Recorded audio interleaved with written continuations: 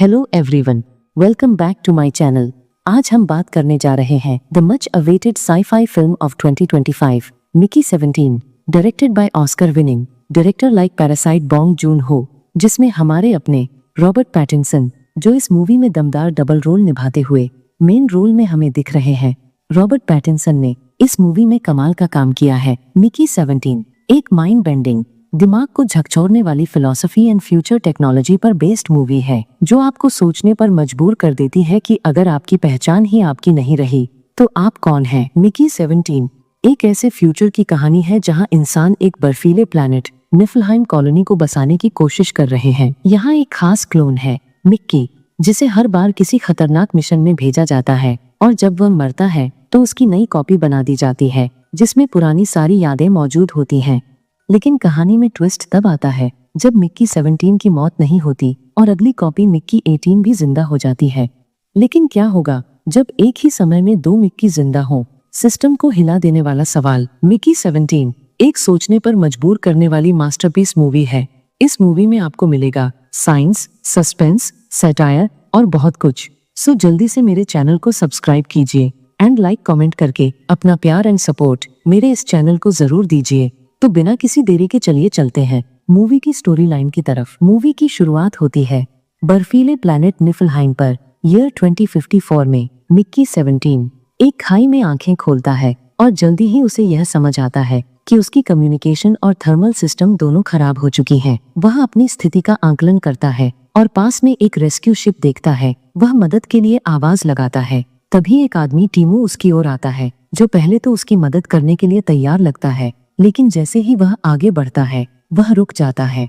टीमू Mickey से कहता है कि वो सिर्फ उसका फ्लेम थ्रोवर लेगा, उसे नहीं, क्योंकि अगर मिक्की मर भी गया तो शिप बस उसकी एक नई कॉपी प्रिंट कर देगी। टीमू वहां से चला जाता है और मिक्की अकेला रह जाता है। तभी उसे दूर से कुछ भयानक जीव उसे घूरते हुए दिखते हैं और उसे एक डरावना एहसास होता है, वो मरने वाला है। अगले दिन मिक्की की वॉइस ओवर शुरू होती है जिसमें वह अपनी कृत्रिम जीवन प्रक्रिया को समझाता है। हर बार जब वह मरता है तो उसका शरीर फिर से प्रिंट किया जाता है और उसकी स्मृतियां, कॉन्शियसनेस, एक डिवाइस में सेव की जाती है जिसे ब्रिक कहा जाता है। फिर इस ब्रिक को उसके नए शरीर में इंस्टॉल कर दिया जाता है।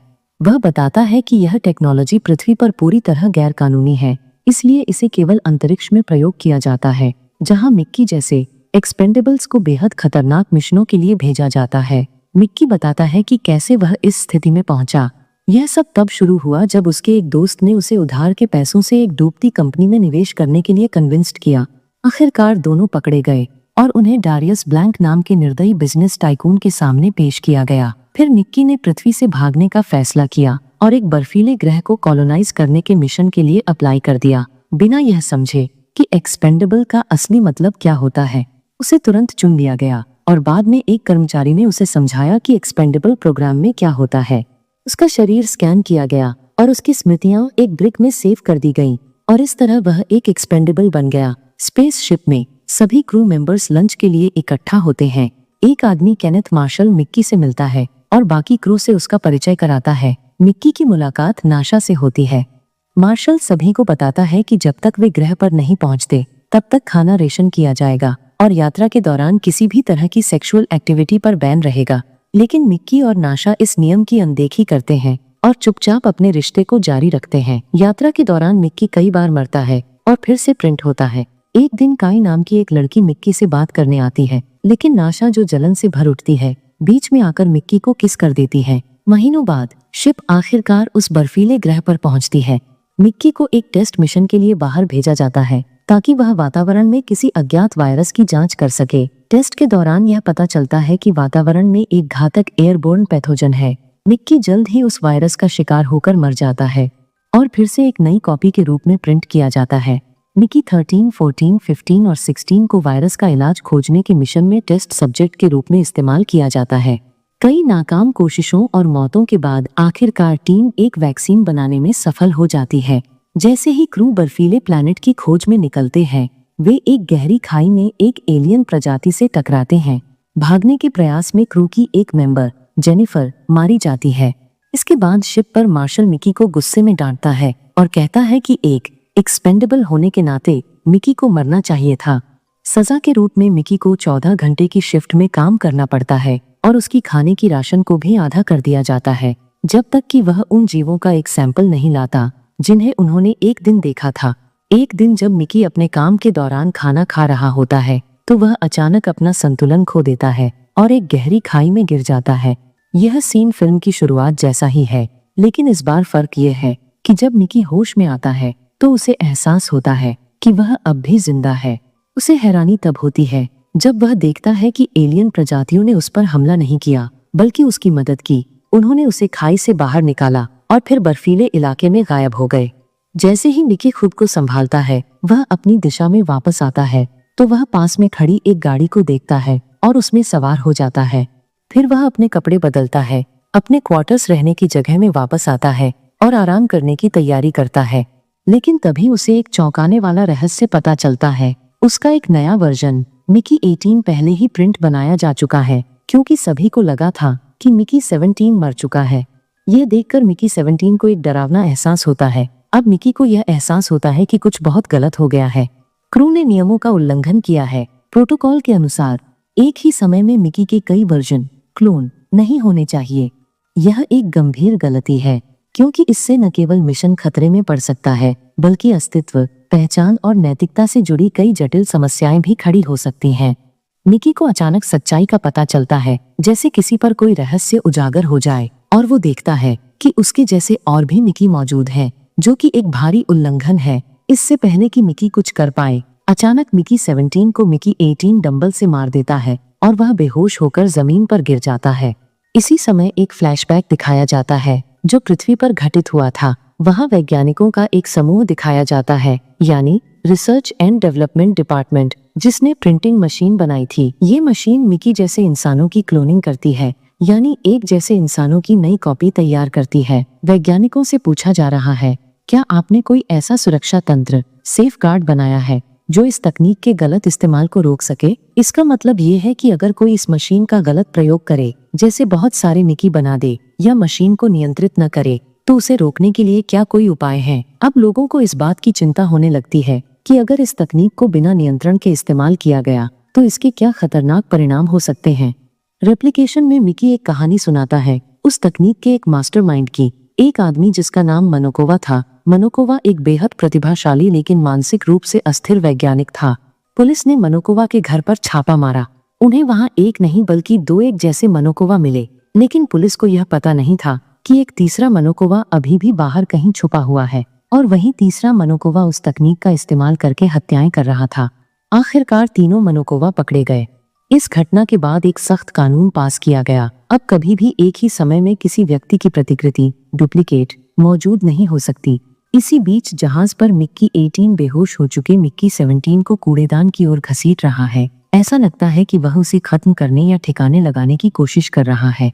जैसे ही मिकी 18 उसे फेंकने की तैयारी करता है, मिकी 17 पहले ही होश में आ चुका होता है, लेकिन वह चुपचाप अपनी पिछली जिंदगियों या पिछले रूपों, इटरेशंस की यादों और उनकी शख्सियतों को एनालिसिस कर रहा होता है। मिकी 18 अब मिकी 17 को बॉयलर, एक तरह की जलाने वाली मशीन में डालने ही वाला होता है। तभी मिकी 17 अचानक हरकत में आता है और पास रखे एक डंबल से मिकी 18 पर वार करने की कोशिश करता है, लेकिन मिकी 18 फुर्ती से जवाब देता है। मिकी 17 को पकड़कर उस पर काबू पा लेता है और उसे नीचे गिरा देता है। यह एक संघर्ष का पल है जहां पुराने और नए वर्जन के बीच अस्तित्व की लड़ाई चल रही है। मिकी 18 मिकी 17 पर भारी पड़ जाता है और उसे बॉयलर के किनारे की तरफ दबा देता है। मिकी 17 घबराकर समझाने की कोशिश करता है, लेकिन मिकी 18 उसकी बात सुनने को तैयार नहीं होता। ठीक उसी वक्त जैसे ही वह काम खत्म करने वाला होता है, कोई आता है। मिकी 18 जल्दी से मिकी 17 को दूर खींच कर ले जाता है ताकि शक न हो। इस बीच टीमो आता है और क्रू को ड्रग्स बेचना शुरू करता है। मिकी 18 यह देखकर टीमो का सामना करता है और गुस्से में मिकी 18 उसे बॉयलर की तरफ धकेल देता है। मिकी 17 उसे रोकता है। तनाव बढ़ता है। मिकी 18 एक मेटल रॉड से मिकी 17 को भी बॉयलर में धकेलने की कोशिश करता है, लेकिन इससे पहले कि वह इसमें सफल हो, नाशा और एक क्रू मेंबर समय पर आ जाते हैं। वे लड़ाई को बीच में ही रोक देते हैं। मिकी 18 और नाशा वहां से चले जाते हैं। दोनों मिकी 18 और नाशा एक साथ उसके क्वार्टर्स, कमरे की ओर जाते हैं, जैसे ही मिकी 17 उनका पीछा करने की तैयारी करता है, एक क्रू मेंबर उसे बताता है कि उसे मार्शल के साथ एक डिनर पार्टी के लिए आमंत्रित किया गया है। डिनर के दौरान मिकी 17 खुद को रोक नहीं पाता। हफ्तों की कठिन राशनिंग के बाद खाना बड़े लालच से खाने लगता है। उसे हैरानी होती है जब मार्शल उससे माफी मांगता है कि उसने मिकी 17 के साथ अब तक जैसा बर्ताव किया। जैसे जैसे शाम आगे बढ़ती है, क्रू की एक और मेंबर काई वहां पहुंचती है और उस सभा में शामिल हो जाती है। डिनर पार्टी के दौरान मार्शल काई की तारीफ करता है। वह उसकी असाधारण बुद्धिमत्ता की तारीफ करता है। फिर वह अपने असली इरादे जाहिर करता है। वह चाहता है कि कॉलोनी के अस्तित्व को बनाए रखने के लिए वह काई बच्चे पैदा करने की मशीन बन जाए। यह सुनकर काई को घिन आती है और वह तुरंत उसे मना कर देती है।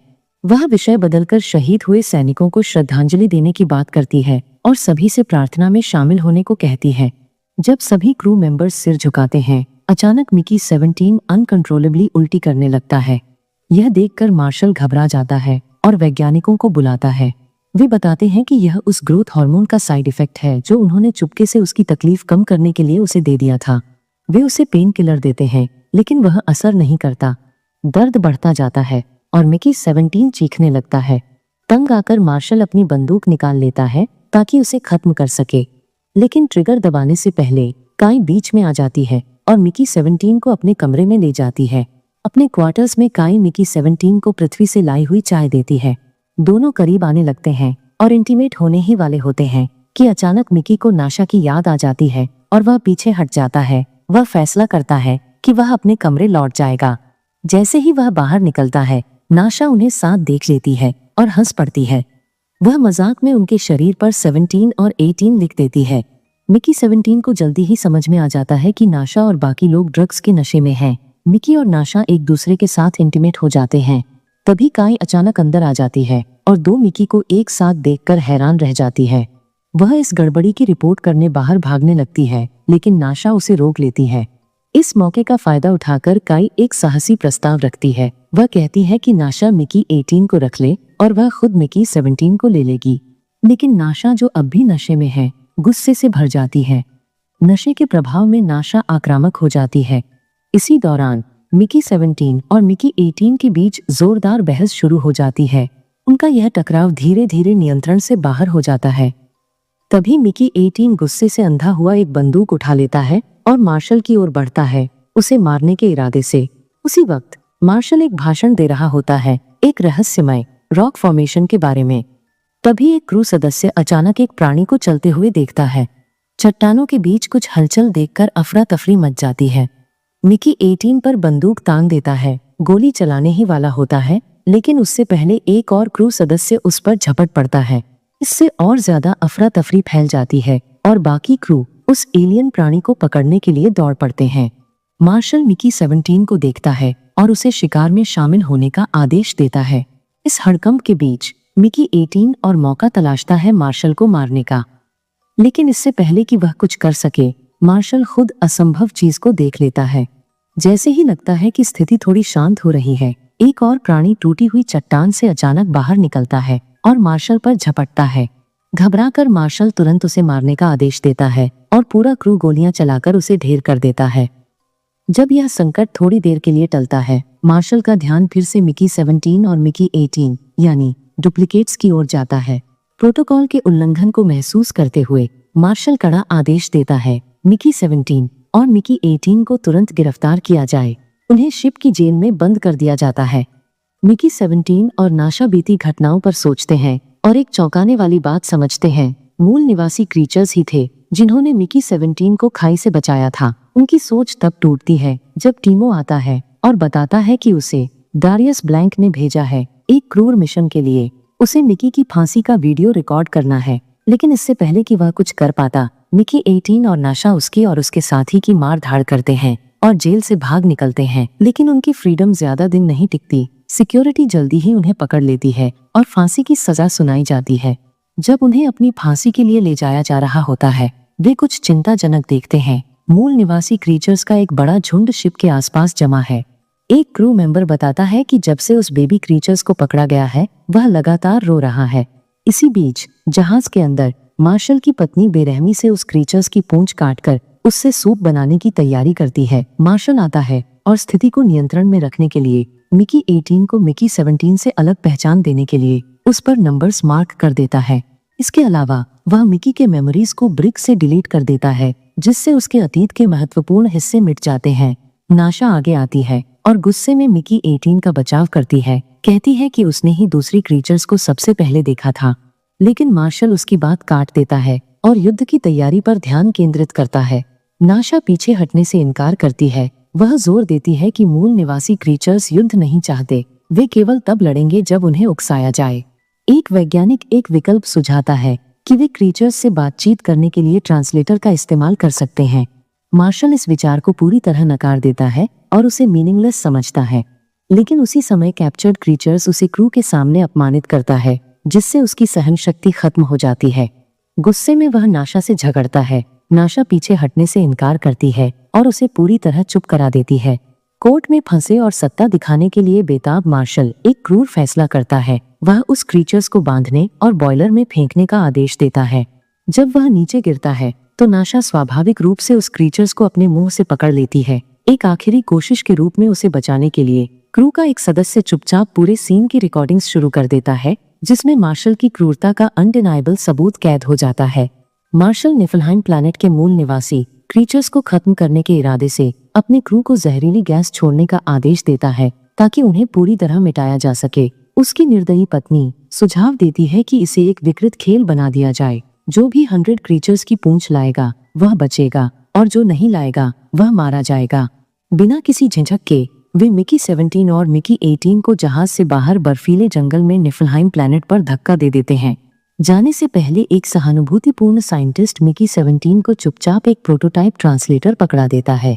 जैसे जैसे वे ग्रह की सतह में गहराई तक जाते हैं, वे मूल क्रीचर्स के केंद्र तक पहुंचते हैं और उनके लीडर से आमने सामने मिलते हैं। ट्रांसलेटर की मदद से मिकी 17 उस लीडर को पहले तो उसे बचाने के लिए धन्यवाद देता है और चेतावनी देता है कि इंसान जहरीली गैस छोड़ने वाले हैं। लेकिन लीडर का एक सवाल होता है, उन्होंने लुको नाम के उनके एक साथी क्रीचर्स को क्यों मार दिया? लीडर मिकी 18 को बताता है, अगर वे और भी मूल निवासी क्रीचर्स या उनके बच्चों को मारें तो क्या होगा? नेता का जवाब चौंकाने वाला होता है, अगर इंसानों ने उनके एक और बच्चे की जान ली तो हर इंसान का इस प्लैनेट से पूरी तरह अंत कर दिया जाएगा। बोलते हुए वह एक तीव्र उच्च आवृत्ति वाली चीख निकालता है जो इंसानों को पल भर में मार सकती है। स्थिति की गंभीरता को समझते हुए मिकी 17 इशारा करता है कि बेबी क्रीचर्स को वापस लौटाना जरूरी है। इसी दौरान जहाज पर मार्शल का सलाहकार सुझाव देता है कि मूल क्रीचर्स से बात मिकी 17 को नहीं बल्कि मार्शल को करनी चाहिए। मार्शल हमेशा की तरह नियंत्रण की इच्छा में खुद वहां जाने का फैसला करता है और अस्थायी रूप से कमान अपनी पत्नी को सौंप देता है। नेगोशिएशन साइट पर मूल नेता एक सख्त शर्त रखता है, बदले के रूप में दोनों मिकी में से एक को मरना होगा।